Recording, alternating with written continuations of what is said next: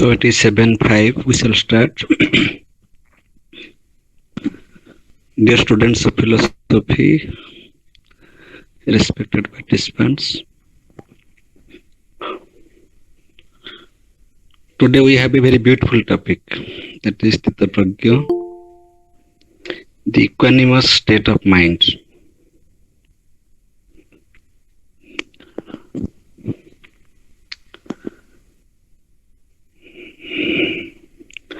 Mind is the only instrument of knowledge. Though we know that sense organs are also sources of knowledge, and there are also other ways of knowing, but the root way of knowing is mind. Mind is the final gateway for knowledge. Even if we perceive through our sense organs, but our perceptions are regulated by the help of a mind. Otherwise, we can't have a complete knowledge about our perception. We perceived something, but that cannot become our knowledge without the help of a mind.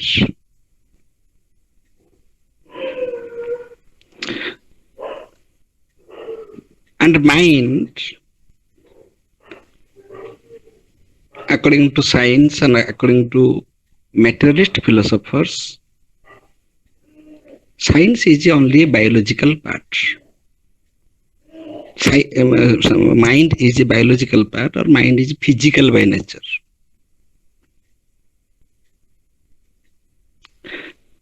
But mind is, there are different levels of consciousness, and mind belongs to one layer of consciousness. Mind is a layer of consciousness. That means we can have supramental states. So the supramental state is beyond the mind as we generally understand.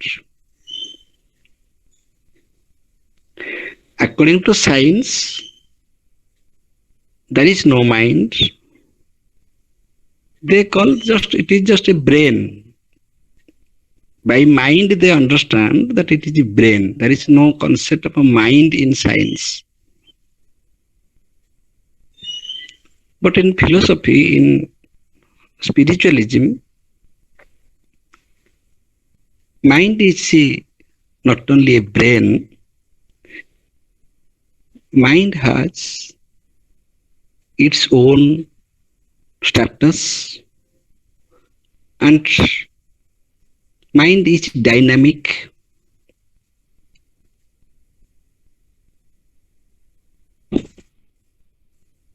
A particular layer of consciousness.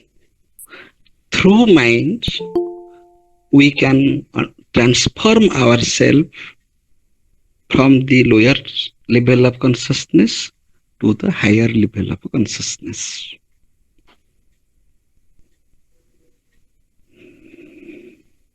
Therefore,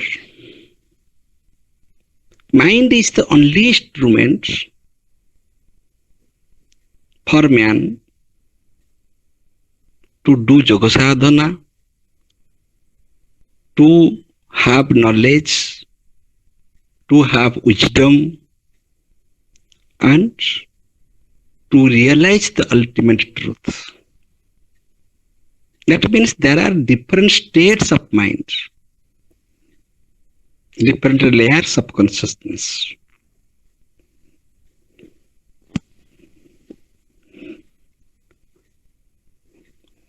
We perceive the external world through our sense organs. Then mind interprets, mind interferes, and mind makes judgments. Therefore, we all live in our personal worlds.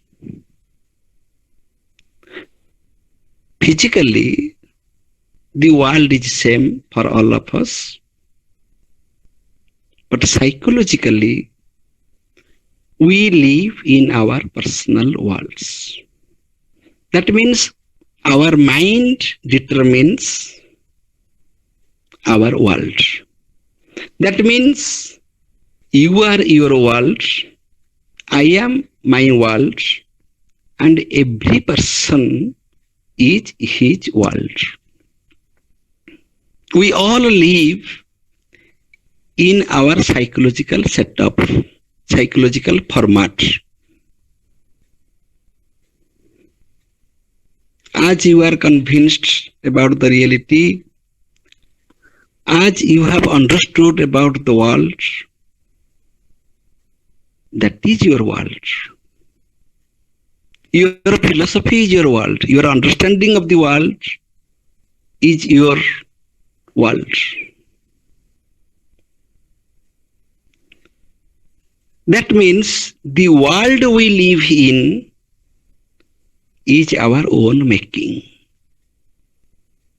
As we live in our house, as we have made it, as we have designed it, this house is built according to our own design, according to our own choice. Similarly, the world we live in, the psychological world, that is our own making. We have created our world, and also we enjoy and suffer in our personal worlds. My enjoyment is not the enjoyment of others. My sorrow is my sorrow. It is not the sorrow of others. The same object gives me happiness, gives me intense pleasure, but the same object gives pain to others. That means there is no pain, no pleasure in that particular object. The object exists objectively, external to mind. But as we perceive it, so we feel it.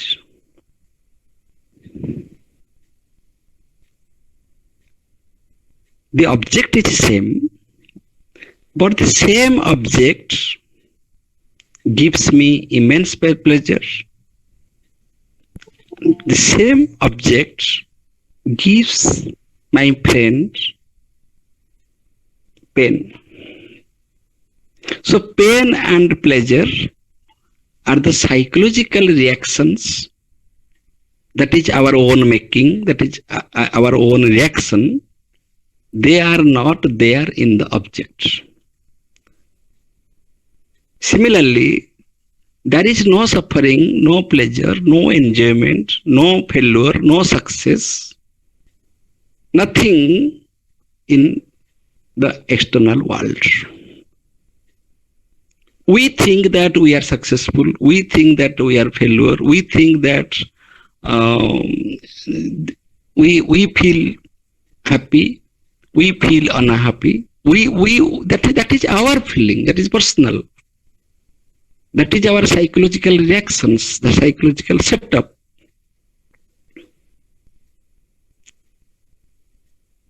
The external object cannot make us happy or unhappy. The external object has no such power that it can motivate our minds. Our mind is inclined to a particular object. Therefore, our mind is interested in a particular object. Therefore, our mind is disturbed. Our mind is reacted. The external world is innocent. The external world has no power at all and has no interest at all to interfere with our minds, with our mental setup. The external world has no interest to interfere in my personal life, in my personal thinking, in my choices, in my thoughts. No, the external world is external. The external world does not interfere in the mental activities, but my mind interferes in the external affairs.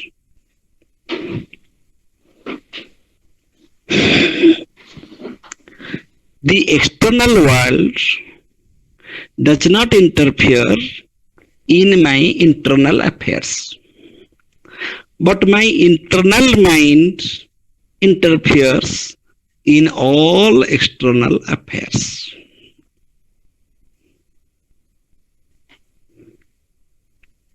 The external world does not know that the flower is beautiful, or this is poison, or this is ugly, this is good, this is bad.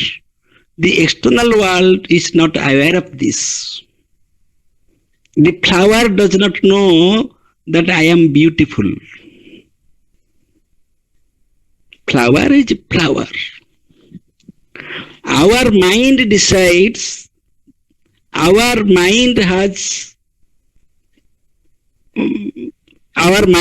interferes in the natural site of the flower and gives a comment, gives a statement, gives a conclusion that you are beautiful. Flower is not aware of this.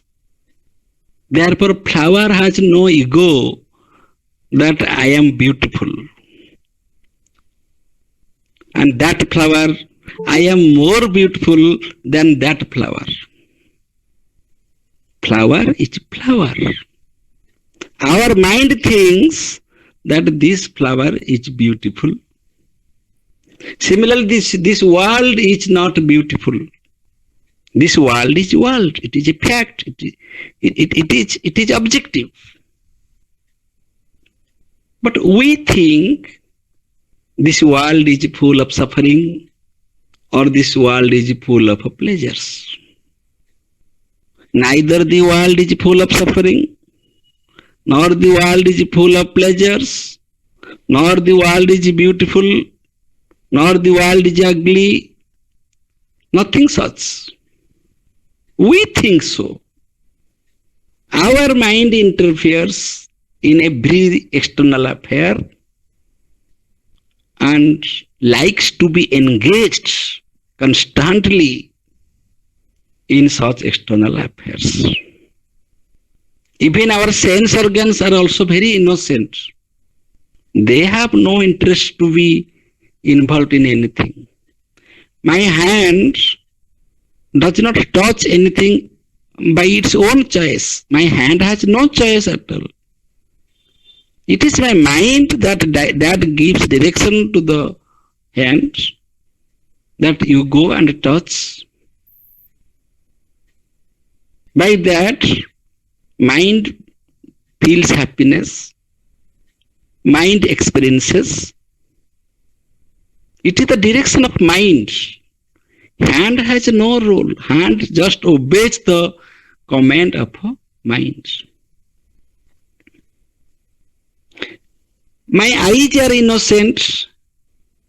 My eyes do not want to see anything. Even if my eyes see something, does not give any conclusion that it is beautiful or ugly. It looks decent or indecent. No. The perception through the eyes is due to the command of my mind, and the judgment of the perception that something is beautiful or ugly or so or this or that, that is also the judgment of mind. So our sense organs are also innocent. They do nothing. They simply act according to the command of mind.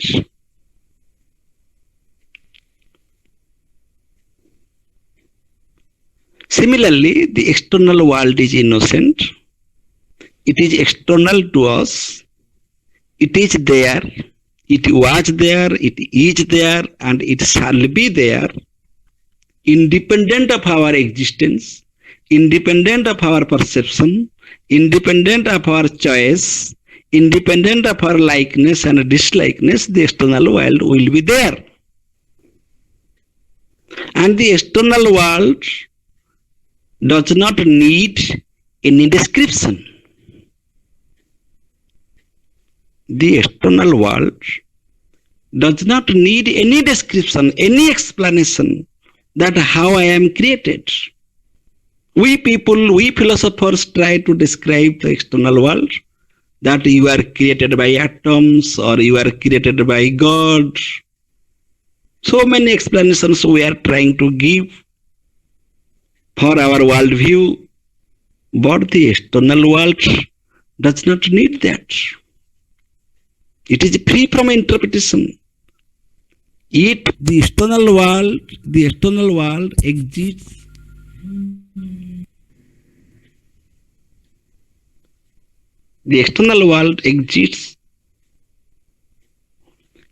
according to the laws of nature.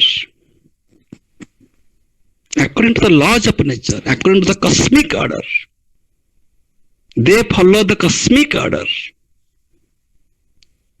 The external world does not appreciate our interpretations, our judgments, our likeness, our dislikeness.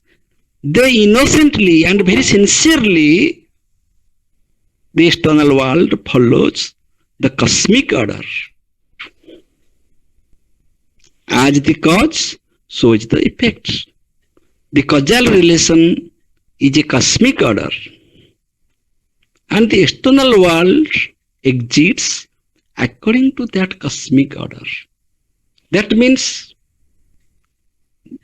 it is free from any types of involvement, any types of interpretation, any types of subjective feelings, criticisms, etc. So are our sense organs. We claim that our sense organs are the sources of bondage. They create bondage. So we have to control our sense organs. That is the first lesson of any course of yoga, that we have to control our sense organs. There is no necessity at all to control our sense organs because they are innocent. They do nothing. We have to only control the mastermind, the mind that gives commands, that misguides our sense organs. Sense organs can be used and misused. Sense organs are used by mind and misused by mind. So it is mind that uses sense organs in the right direction, and also it is that mind which misguides the sense organs to be involved in different types of bad works, and it creates attachments. So the external world is not the cause of our bondage. The external world is not the cause of our tension. Our sense organs are also not the cause of our bondage. Sense organs are not the causes of our tension. Only the mind is the cause of all types of bondage and tension. So, mind should be controlled. Mind should be controlled. Mind should be free from the external world because it is external to mind. The external world does not exist in our internal mind, and the external world has no interest to exist in the internal mind. So big external world cannot have sufficient space also in our internal mind, so the external world has no interest. But this mind keeps the external world inside the mind. So mind should be free from the external world. That is called pratyahara.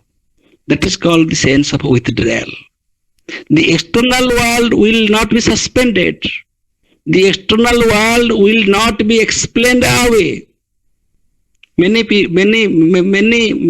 thinkers think so, that there should not be the external world. No, the external world will be there. Our sense organs will be with us because they are innocent. Without them, we can't exist. They are our friends. We need their help for our existence. So they will exist with us. The external world will exist, but our mind should be free from the external world and our sense organs. Mind will remain stable in its own home, in its own place, in its own position, in its own stance. That is yoga. Yoga means that mind, this distracted mind, that mind is roaming outside, the mind should return to its own home. This is called pratyahara. That means the sense of withdrawal. Everything external will exist as it is, but our mind will withdraw itself from the external objects, external world, anything external. Once this practice is done, we shall think that perhaps we shall be in Sthita Prajna. Now mind is qualified. Mind has withdrawn the external world. Mind is free from the external world. Mind is free from the sense organs. But here the story does not end. Now mind is free from the external world. Mind is free from the sense organs. But mind is not free from its own bondage. Mind itself is the disturbing element. Mind has its internal problems. Mind has many unnecessary thoughts. Mind is engaged in unnecessary thoughts. So mind should be free from the mind itself. Mind is a problem for mind because mind is having unnecessary, imaginary thoughts. I told you that we all live in our personal world. So this mind is not so innocent. Mind may be free from the external world, mind may be free from the sense organs, but mind, it is very difficult to make mind free from mind itself. Mind thinks many things unnecessarily. Mind imagines. That was the position of Arjuna in the battlefield. Arjuna was not disturbed by his sense organs. Arjuna was not disturbed by the external world. Arjuna was disturbed by his mind. In his mind, there was confusion. There were some questions.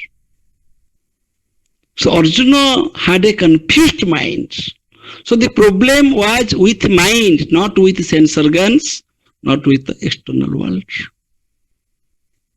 So the mind should be free from unnecessary thoughts, imaginary thoughts. Because all thoughts are relative.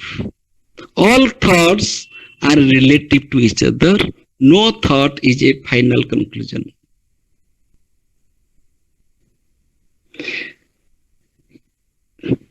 If mind is trapped by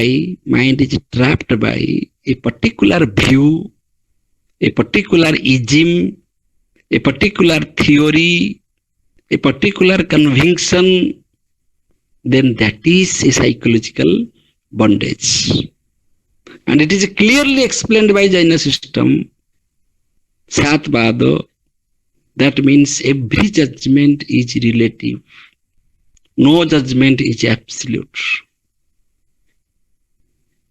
As the 5 blind men judge the elephant. Similarly, the statement of each blind man is wrong, but that blind man thinks that his statement is absolutely correct. Similarly, each thought that is created by our mind is only a relative thought. And mind should be free from its own functions, its own thoughts. Mind should not be trapped by any particular thought, any particular interpretations. So that is also pratyahara. Mind should withdraw from mind itself. Mind should be free from the mind itself. So after pratyahara,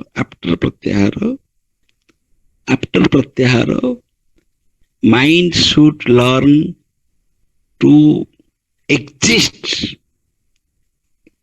with that emptiness. If there is no thought, if that is a position, that is a state, then that state should be continued. That state should exist. That is called sthita. Sthita means to remain stable. We reached a stage after getting after being qualified. We reached a stage, but we have to stay. We have to remain stable in that stage. That is called sthita.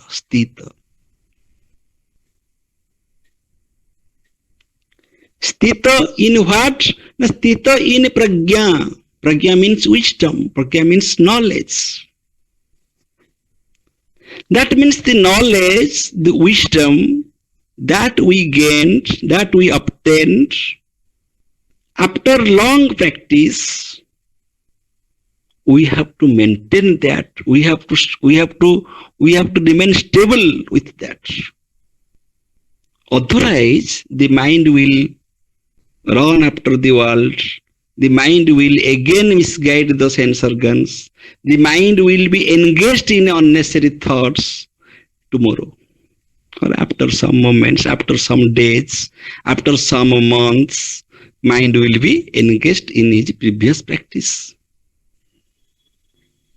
So once we attain the stage of perfection, that state of perfection should be maintained. Sthita.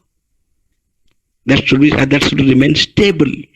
Our knowledge should remain stable, should persist.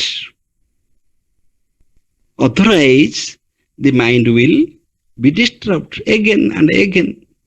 And it is the nature of mind to be disturbed. Because mind is the only instrument that is connected with the empirical world and the metaphysical world. Mind is a middle stage between the different layers of consciousness. Therefore, it is very natural for mind to be disturbed, and it is very difficult to maintain the equilibrium, to maintain the equanimous state, to maintain the equipoise state, to maintain that stability. It is very difficult, and that is yoga sadhana. It is very difficult to be free from the external world because we are very much attached with the external world from our childhood. It is very difficult. It is also very difficult to be free from our own sense organs, It is also difficult to be free from our own thoughts, because we get pleasure out of that. By thinking, we become happy. Through imagination, we become happy. So it is very difficult to be free from our thoughts. But after all these difficulties, if we become successful, if we reached that stage of stability, then we should maintain that. We should keep that forever. Keep that stage. We have to live with that stage. That stage should be maintained. So the wisdom, we should be stable with that wisdom. In Patanjali Yoga, it is called dharana. After pratyahara, it is dharana. We have to hold our disciplined mind for dhyana. If mind is held, if mind is controlled, that is called control of mind. Control of mind means once the mind is free from anything external and internal factors, that mind should be stable forever. That is the control of mind. We have to control our mind in such a way that the mind will not be distracted, the mind will not be disturbed again and again. After reaching that stage, if mind becomes distracted again and again, that means mind is not groomed, mind is not controlled. So only to maintain that stage is called dharana. And if we are successful in dharana, then only we shall be qualified for dhyana. That mind is now qualified for meditation. So only a meditative mind can meditate. If the mind is not meditative, then that mind cannot meditate. Meditative means the mind that is stable, the mind that is groomed, that is held. Dharma means dharayati dharma. That means it is held. It is under our control. That means we become master of our minds. Now mind is under our control, and mind is not the ultimate state of consciousness. Mind is just a layer of consciousness. We have to go beyond mind. We have to transcend mind. Mind is not our ultimate existence. Mind helps us up to a particular extent, particular stage. Mind helps us. But beyond that, mind is not an instrument. So, how can we transcend mind? Now, through that mind only. There is no other gate. We can control mind through mind. We can transcend mind through mind. And we can reach the higher stage of higher level of consciousness only through that mind. So mind is the only instrument, and mind is the cause of both bondage and liberation. Mind is the cause of both bondage and liberation. Our mind binds and our mind liberates. So it is our choice. So how can we discipline our mind? How can we culture our mind? The first step is pratyahara. That means anything external to our mind, we should be careful that mind should be free from the external world, free from our sense organs, and also free from the internal activities, internal thoughts, unnecessary thoughts. Mind should be thoughtless. Mind should be thoughtless. Mind is not a particular thought. Thought is a product of a mind. Mind is not a particular view. Mind is not a particular ism. So if we are trapped, if our mind is biased by any particular ism, particular view, particular philosophy, then that is not the sign of a great philosopher. Rather, that is a sign of bondage. If someone claims that I am a great philosopher because my view is this, then he is not a philosopher. He is a man with bondage. He is trapped by his own philosophy. It is clearly stated in Jaina system that every view, every philosophy is simply a view, is relative, because we cannot perceive the entire elephant. So the description of the elephant is not complete. So by perceiving the part, we can't describe the whole. Therefore, our judgment is always partially true, not universally true. Therefore, every thought is a product of mind, and the mind as the creator should not be trapped by any one product, any one view, any one ism. Our whole life is spent with a particular conviction, particular bias, particular dogma, that I believe in this philosophy. The entire life is spent. Don't be trapped by any philosophy, any thought, any view. That is a view only. And every view is perspective by nature. It is a view from a perspective, from a standpoint. So take that view from a perspective. This is the view of Shankaracharya. Okay. That is the view of Ramanuja. Okay. That is the view of Lord Buddha. Similarly, there are different views. But I am not trapped by, I am not a follower, I am not a disciple, I am not trapped by any teacher, any scripture, any view, any philosophy. If I am trapped, I means my mind. If my mind is trapped by any particular thought, then that mind is conditioned by that particular thought, and it is not stable. It is not sthita. Sthita means it is not affected. It is not biased. It is not motivated. It is neutral. It is neutral. Now come to our practical life. Actually, what happens?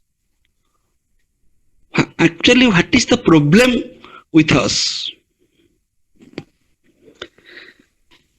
In our practical life, events take place. Events take place. There is Vastu and Vishaya. Vastu and Vishaya. Suppose this mobile phone is a Vastu. It is an object.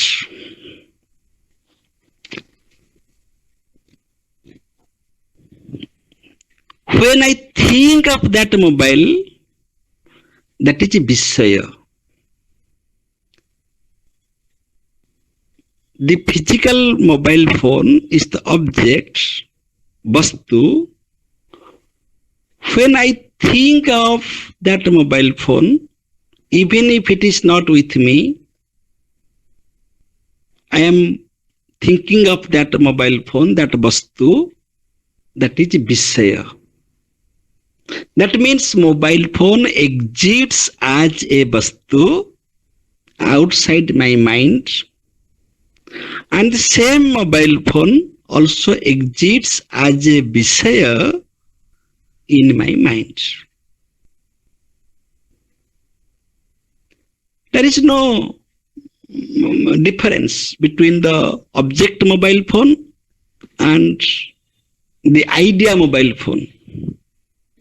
Vastu and Vishaya, they are same for me because I feel the same, I have the same feeling.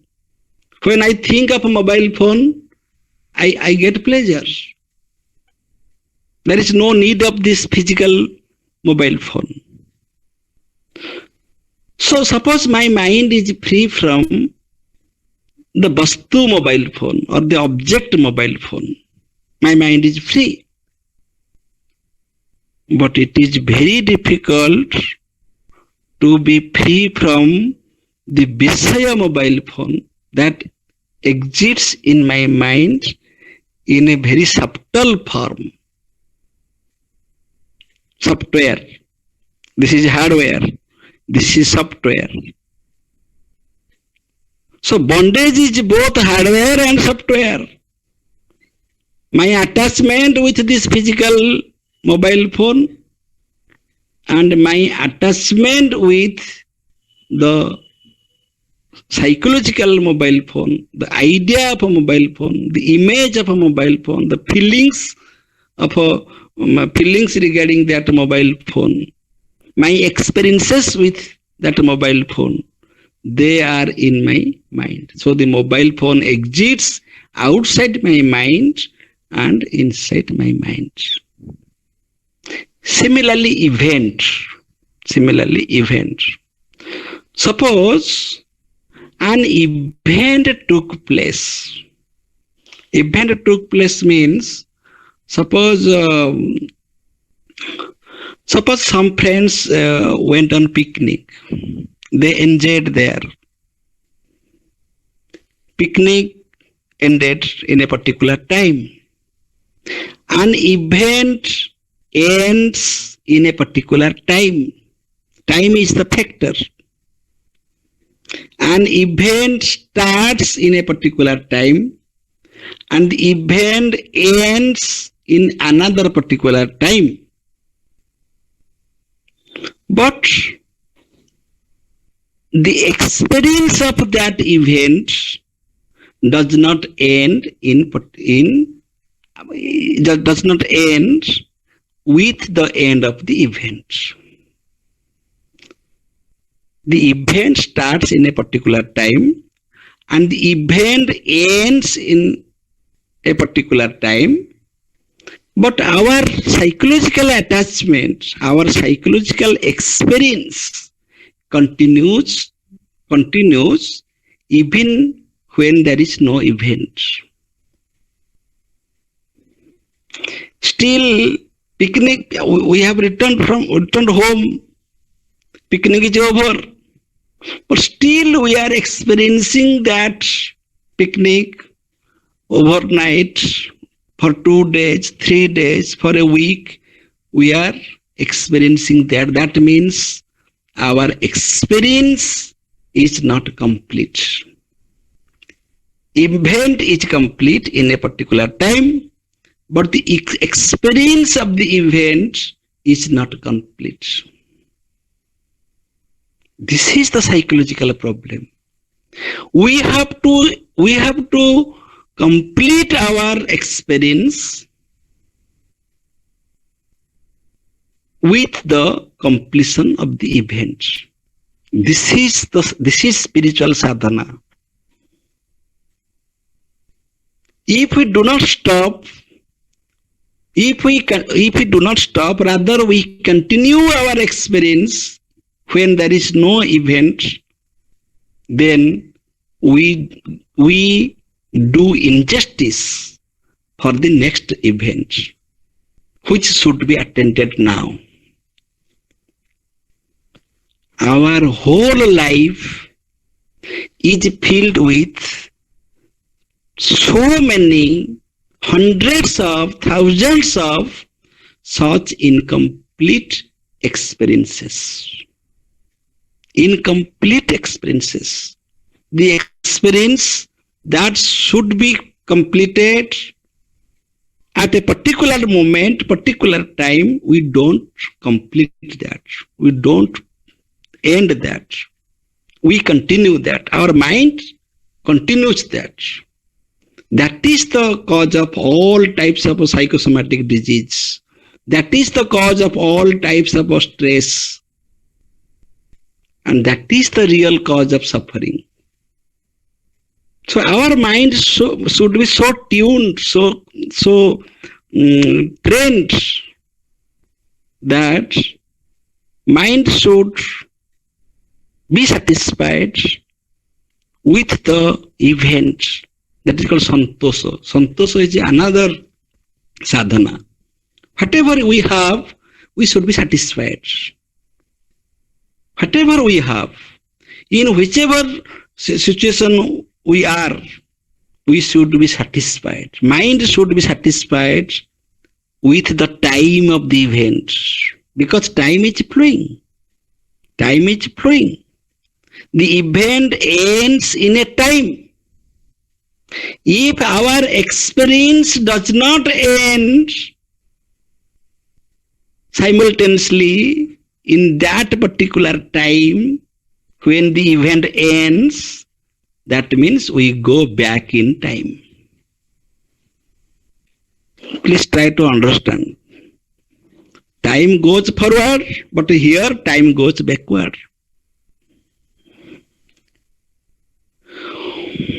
I am repeating. Life is full of events. Life is full of events. So many events take place daily in our life. So many events. We cannot make a list. Many unexpected events will come. We shall experience that. Many events are there according to our agenda. Many experiences are there which come accidentally without our knowledge. But we have to accommodate all those events. The interesting point is that everything shall pass away. Everything shall pass away. Nothing will remain constant. So all events will come and they will pass away. An event will start in a time and the event will end in a time. This is what happens outside the mind. But mind is such an instrument, it goes parallel with the events. Mind experiences the event. So there are two things: the occurrence of event, that is external, and the experience of event, that is internal. That is personal, that is psychological. Occurrence of events and experience of event should go hand in hand. Events will come. That is a fact of life. Events will come. One event came, it happened to us, it started at a time, and that event ended in another time. So this is the time span. Suppose it lasted for 3 hours or 4 hours or 4 days. Then our experience should end in particularly that moment. Suppose our experience will continue 3 days more or 5 days more or 5 years more or 20 years more, that means it is abnormality. That means we go back in time. That mind is not Sthita Prajna. That mind is not stable. That means we cannot suspend any event. We cannot stop any event because we have to live biologically. I have a body, I have a mind, I have my sense organs.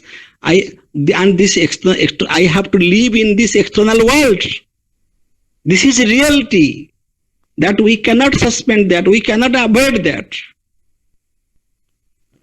But psychologically, we can manage our experience. We can live through all these external factors. But the mind fails to manage. The management of the occurrence of event and experience of event.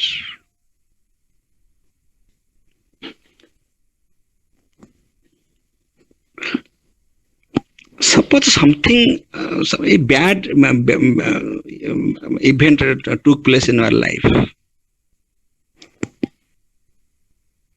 We think that, overthink for 10 years, 15 years.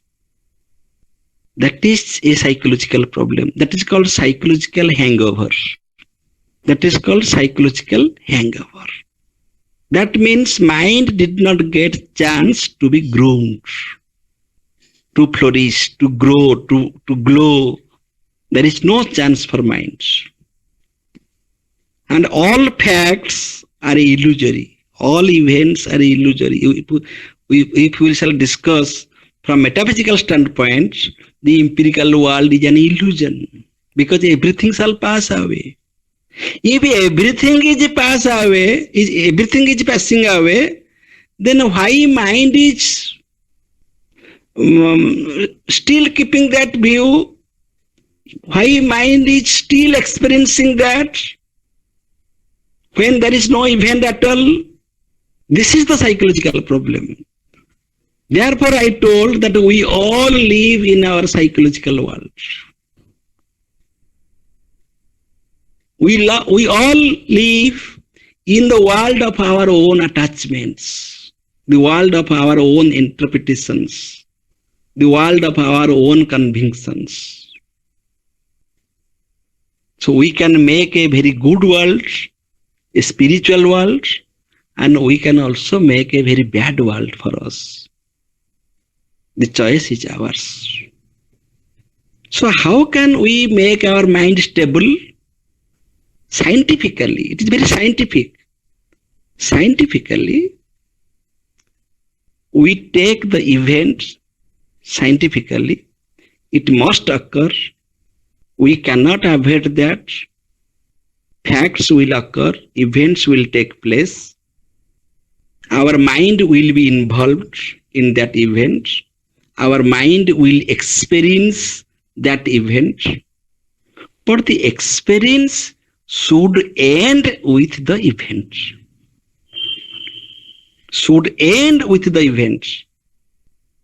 Event is finished, our experience is finished. Then next event came. Then our mind is engaged with the next event. That event is finished. our experience is finished. Then comes the third event. Third event is finished, our experience is finished.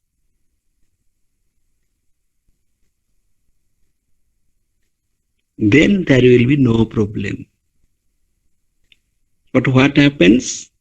Events are ended in a time, new events have come, but we are still established, we are still hanging over the past events. Is it not the position of our life? Is it not our mental state?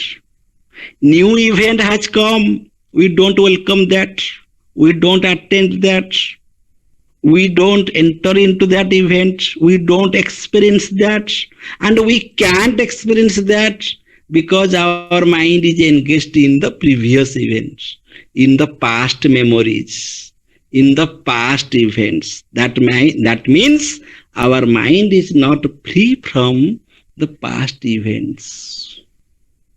Therefore, our mind fails to attend the present events. Therefore, our mind is running back in time. Our mind is running back in time. As our mind can run back in time, similarly, our mind can run ahead of time. Please try to understand. If in this situation, if the event is finished, but our experience is not finished, then our mind is running back in time. Similarly, our mind can run ahead of time. How? Event is not finished. Event is not finished. But our experience of that event is finished before the event. That means we are ahead of time. This is called Tantra. Tantra is not a negative sense. Tantra is the application of mind.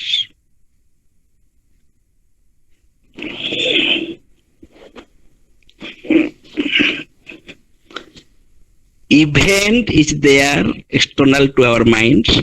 Many events. Don't be involved in the events. Just observe that this is an event. There are three possibilities. You now imagine a marriage party or your own marriage, or you are going on a picnic, any pleasant moment.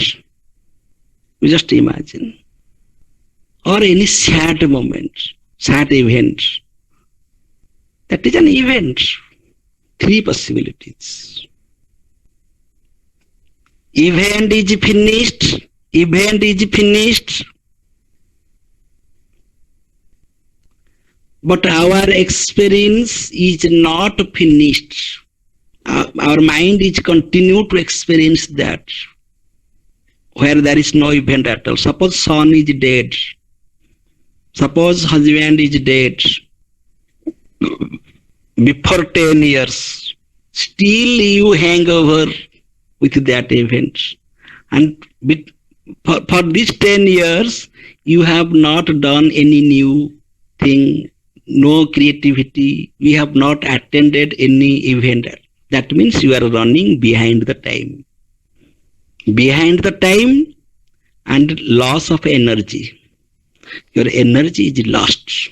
If you don't finish your experience with the event and you hang over with the past event, then that is also loss of energy and loss of time. You go back in time. This is one possibility. The other possibility is that event ended in a particular time, My mind was engaged in that event, and my experience also ended accordingly. There is no event, and there is no psychological experience. Event gone, experience gone. This is one possibility. It is so far so good. Then you are a very normal man, stable person. But there is another possibility too. There is another application of mind, use of mind. The same mind, but how can we use? That use of mind is Tantra. That application of mind is Tantra. Just to be a slave of a mind is bondage. That is ignorance. That I am a slave of my mind. I don't have any mastery over my mind. The moment you become the master of your mind, that then you can apply your mind. And that application of a mind is Tantra. So the third possibility is, event is taking place. Event is not ended. But you are so intelligent because you are convinced with the fact that everything will pass away. So this pleasant moment will also pass away. So if you are established with this wisdom, then you will end your experience before the event.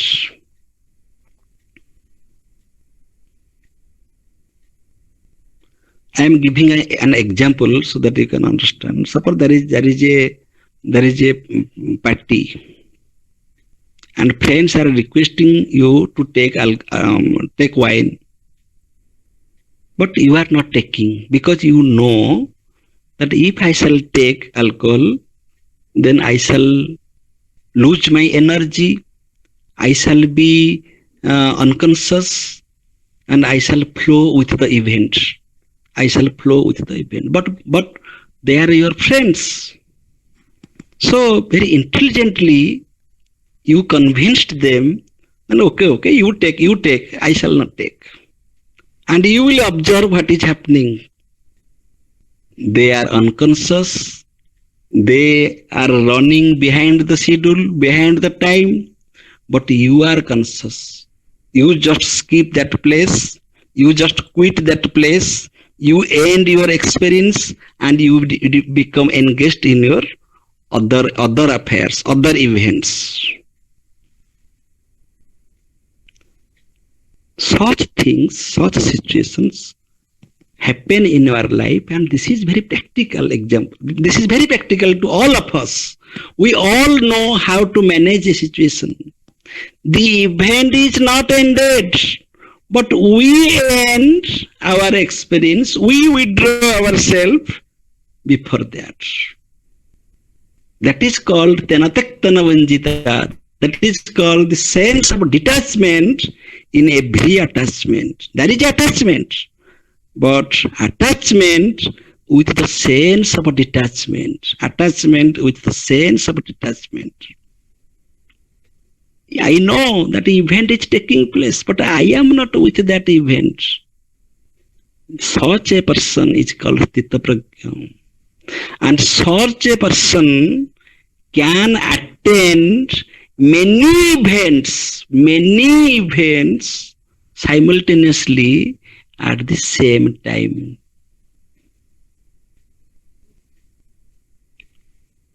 This is an event, I am here. That is an event, I am there. That is an event, I am there. I am everywhere and I am nowhere. I am everywhere and I am nowhere because I know this event is false, that event is false, that event is also false. So if we know ultimately this phenomenal world is false, ultimately this phenomenal world is illusory, and our attachment is a mockery. If we know this, if we have this wisdom, then we should be steady. We should hold that sthita. We should hold that knowledge. We should culture that. We should control that. We should enjoy that wisdom. We should live with that wisdom. We should apply our mind accordingly with that wisdom. So three possibilities with the end of event, my experience should end. The event is ended, but my experience is not complete. This is a very bad situation. This is the psychological problem. We run behind the schedule, behind the time. The another is they go hand in hand. And the third possibility is we can withdraw ourselves before the end of the event. The three possibilities of mental activity. So, mind should not be trapped by the event. Mind should not be trapped by its own experience. Mind should not be trapped by any thought, not by the external world, not by the sense organs. That mind is the sthita prajna. And the person who has cultured this mind and who has obtained that state of mind and who lives with that mind, that person is also called sthita prajna. Sthita prajna is the state of mind, and sthita prajna is also that person who has attained that state. Now, what is the activity of that sthita prajna? What is the activity of that person who has attained this state? That person does not feel sorry, does not feel frustrated, does not feel agitated in any bad situation, and does not feel happy, excited in the good situation. That means there is no pakhya, no thesis, no antithesis, no failure, no success, no dichotomy for him. His mind is equipoised. His mind has become equanimous, and he is enjoying the balanced state of mind. That mind is not trapped by either thesis or antithesis, either this pakhya or that pakhya, pakhya vipakhya, failure, success, fame, blame, nothing, no dichotomy. That mind is the peaceful mind. That mind is the balanced mind. That mind is the mind of wisdom. So one who is established with this state, that person will never be bound by the empirical world, and he is called Jivanamukta. Jivanamukta means the person who lives freely. Who lives freely. He lives in this world. He has body, mind, intellect, everything. He lives in the external world, but he is not bound to anything. He lives freely, Jivanamukta. And that man enjoys peace. And that man can be involved in Niskama Karma. That man is the man of wisdom. Thank you. If you have any question, now you can ask.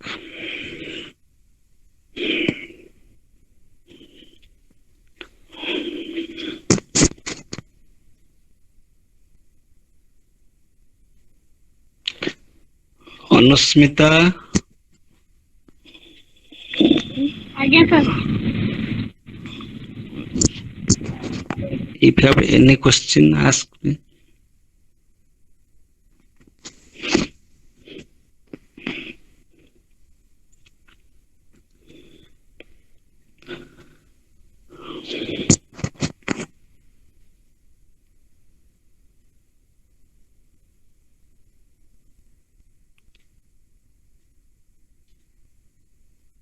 Okay, if no questions, we shall stop here.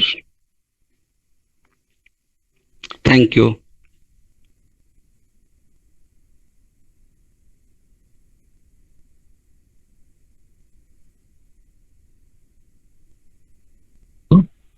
Hello, Pramod.